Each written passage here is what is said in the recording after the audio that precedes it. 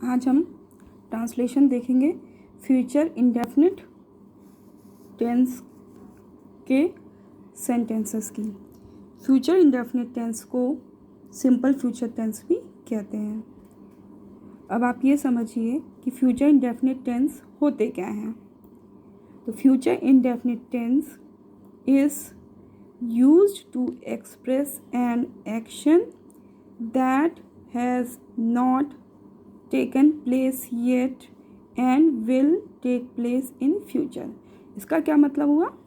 इसका ये मतलब हुआ कि फ्यूचर इंडेफिनिट टेंस से ऐसे एक्शन का पता चलता है जो कि अभी तक नहीं लिया गया है। तो एक्शन अभी नहीं हुआ है और ये जो एक्शन है ये फ्यूचर में होगा, लिया जाएगा।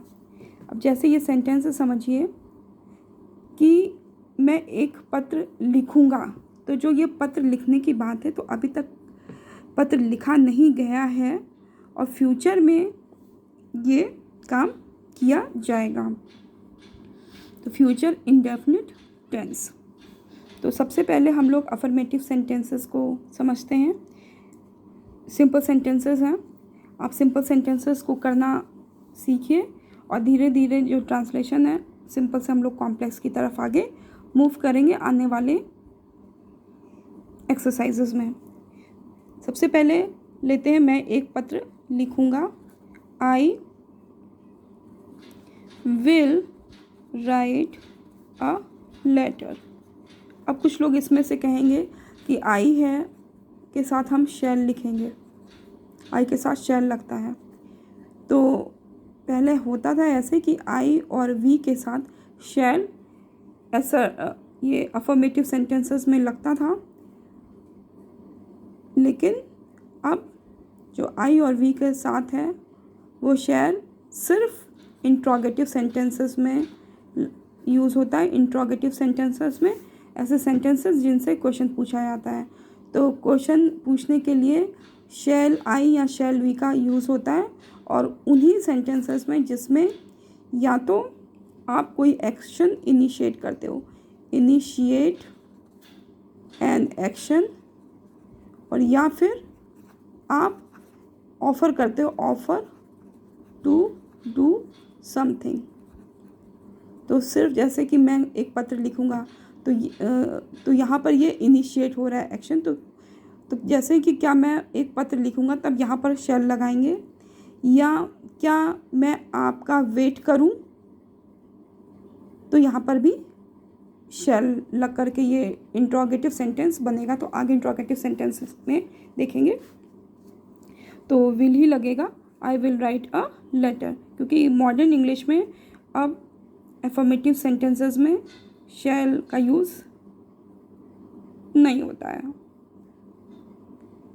हालांकि रॉन्ग नहीं है, लेकिन अब यूज़ नहीं होता है। तो मेरी आज्ञा मानोगे, यू विल ओबे मी। हम यह काम अवश्य करेंगे, we will do this work certainly. आगे बढ़ते हैं अब नेगेटिव सेंटेंसेस में। बहुत सिंपल है, मैं एक पत्र नहीं लिखूँगा, तो आई विल के बाद आ जाएगा not. I will not write a letter. तो मेरी आज्ञा मानोगे, यू विल नॉट ओबे मी।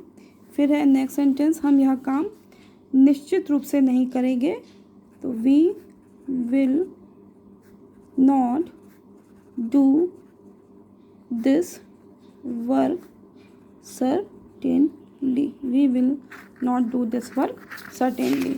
अब इंट्रोगेटिव सेंटेंसेस में आते हैं कि इंट्रोगेटिव सेंटेंसेस में कैसे होता है।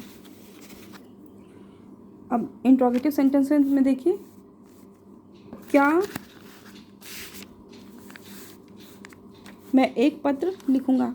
अब देखिए ये है yes no type of question है। तो येस नो में क्या करते हैं, मॉडल ऑक्सिलरी है विल, उसको हम आगे ले आएंगे। तो अब यहाँ पे क्या है, शैल लगेगा कि विल लगेगा? शैल लगेगा। क्योंकि यहाँ पे ऑफ़र कर रहा है, मैं ऑफ़र कर रहा हूँ एक पत्र लिखने को। तो shall I write a letter, question mark. क्या हम यह कार्य निश्चित रूप से करेंगे?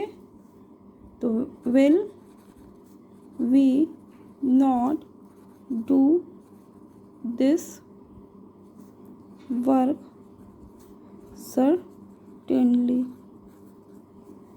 तुम मेरी आज्ञा क्यों नहीं मानोगे? ये WH टाइप है, तो वाई के बाद हेल्पिंग वर्ब, यहाँ पे मॉडल ऑक्सिलरी, तो वाई विल, फिर subject you, why will you not obey me. तुम कब लौटोगे? तो व्हेन, फिर will, when will you return. तुम कौन सी किताब खरीदोगे? तो कौन सी, विच किताब, विच बुक, विच बुक। अब यहाँ पे आएगा विल, फिर सब्जेक्ट यू बाय। तुम कितनी किताब खरीदोगे? तो हाउ मैनी बुक्स, कितनी किताब, how many books will you buy. तुम किसकी किताब पढ़ोगे? किसकी किताब? तो हुज